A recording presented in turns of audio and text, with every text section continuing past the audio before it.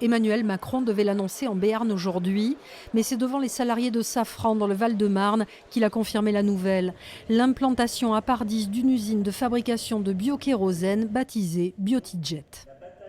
On va réinventer un avenir énergétique et industriel à Lacs avec Biotijet qui, grâce justement à un jeune acteur français qu'on va accompagner, va créer 700 emplois directs, va permettre d'en avoir 100 sur le site, 600 sur tous les acteurs du recyclage et va nous permettre de créer ce e-biocarburant que vous allez utiliser.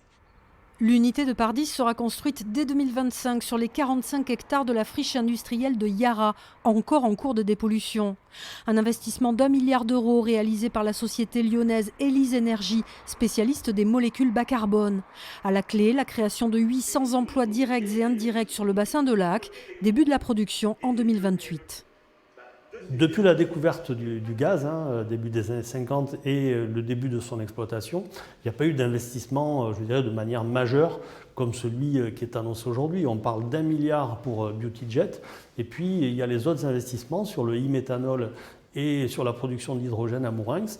On est à pas loin de 2 milliards, peut-être un peu plus d'investissement. Ce projet complétera donc celui d'une usine d'hydrogène à Mourenx et d'une unité de e-méthanol à Lacs.